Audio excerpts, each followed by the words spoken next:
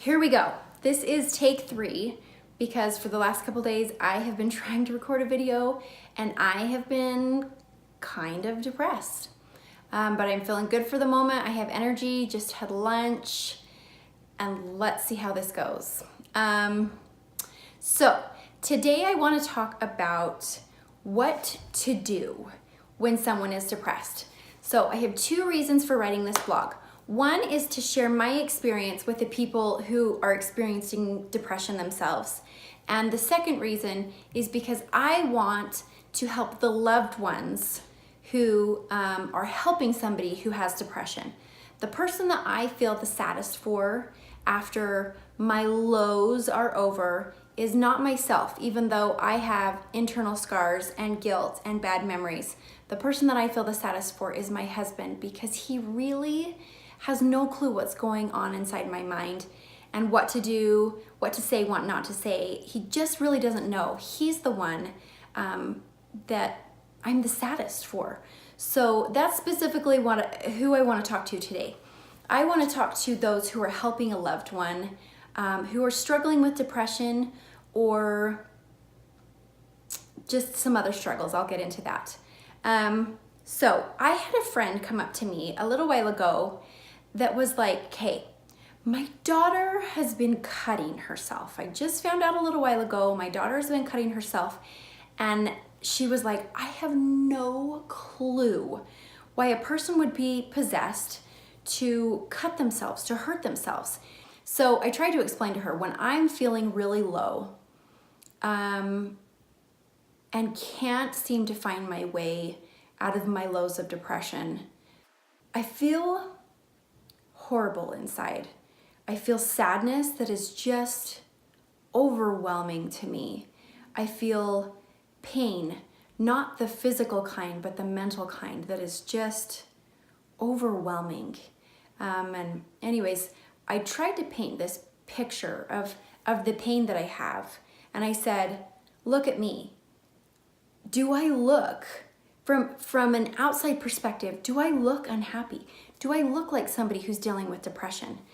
No, I don't. I look fine." But here's the thing.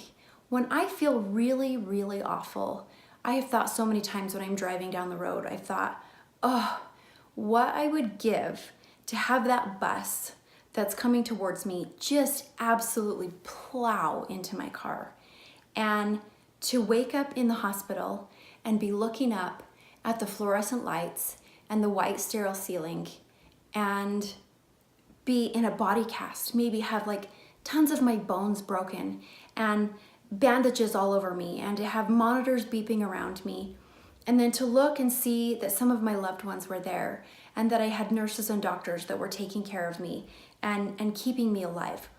What a relief. I have wanted and dreamt about moments like that, because here's the thing. If I woke up in that situation, all of the pain that I feel inside when I'm depressed would have an outside physical evidence.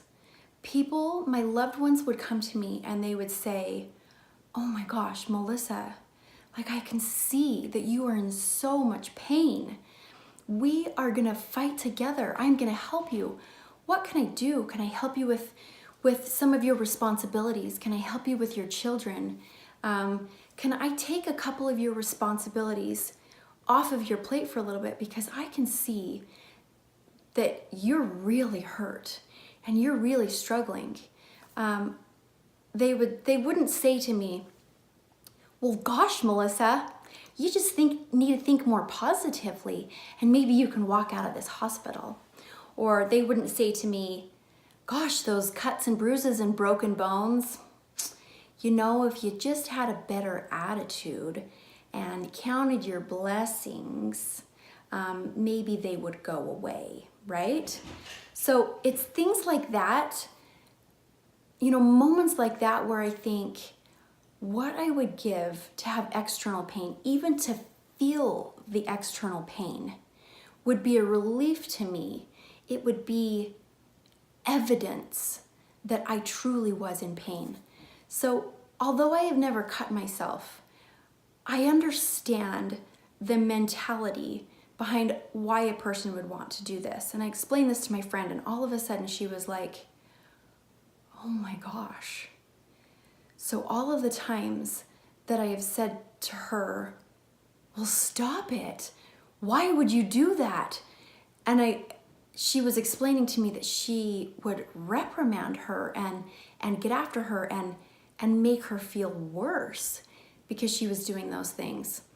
I also have another experience that I want to share.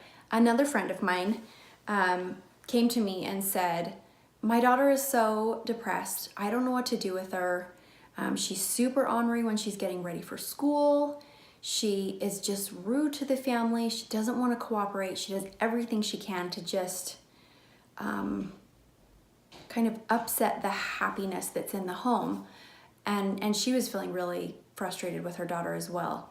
And so I explained this other situation with my friend whose daughter was cutting. And so what I'm telling you now is, and it's the same thing that I told this friend, they need you. They need to be validated. When somebody is going through depression, they need somebody to come to them and say, you know, I don't know what you're struggling with, but I can see that it's really hard for you. And I want you to know that I'm here for you. Whatever you need, if you need a shoulder to cry on, if you need somebody just to hold you, if you need me to back off for a little bit and just give you a little bit of a break, I want you to tell me what you need, but I want you to know that I love you and that I'm here for you. So I talked to this friend of mine, and she said, she came to me probably a week later after we'd been talking about why somebody would be so ornery when they're depressed and just really struggling. And she came to me about a week later and she was so excited and she's like, I have to tell you what happened. So we all woke up together, we said family prayers, we were eating breakfast, and I could tell my daughter was just really upset and having one of those days where I could tell she was really depressed. And instead of saying, go get ready for school, get your breakfast eaten, stop being rude to people, I just went up behind her and I grabbed a brush and I started brushing her hair and I kind of gave her a hug from the back and I said, I can see that you're really having a hard day and I just want you to know that I love you. And she said she didn't say anything else. She just brushed her hair and she decided, you know what, if she fights me and says she's not going to school like she'd done so many times before, she said, I'm not going to fight her. I'm just going to let her know that I love her and I'm going to give her this little break. So after she was done brushing her hair, she said she went upstairs and she just figured she'd kind of hibernate in her room. And 15, 20 minutes later, something like that, she came down and was like, hey, I'm late for school. I missed the bus, but will somebody take me to school? She'd gotten ready for the day and she just had a totally different air about her, a different attitude.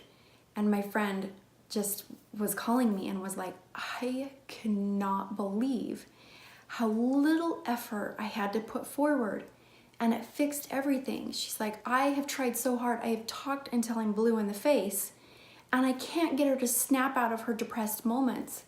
But all I did was let her know that I saw that she was fighting and that I was gonna be there for her. That was it. She's like, it was like miraculous. It makes me emotional to think of that experience.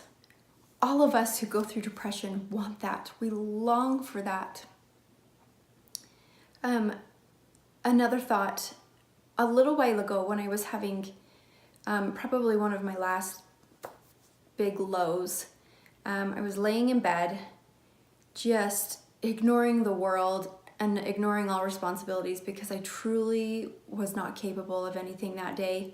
And my husband came in and was loving and caring, but he's like, what do you want me to do for you? And I was like, I don't know. I was just bawling my eyes out. And I was like, I don't know, just leave.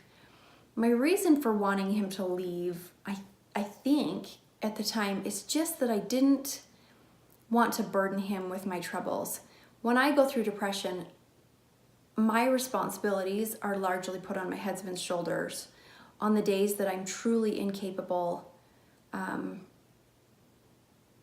of taking care of things around the house and taking care of my responsibilities. And I feel horrible. I want so much on those days to crawl in a cave and wish that my kids, my husband, nobody had to see me be upset, for me to be sad, that I could just kind of hibernate for a little while until it was all over, and then come out with a smile on my face and be like, hey, I'm back, ready to take on the world, and that nobody would be drugged down with me. Do you know what I mean?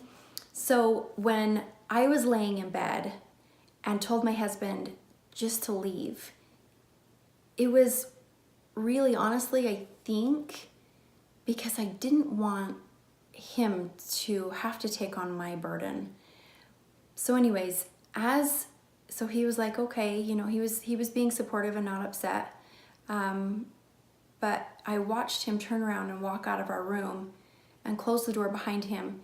And even though less than 2 seconds before that, I had told him to leave, I remember watching him walk away and wanting more than anything for him to come back.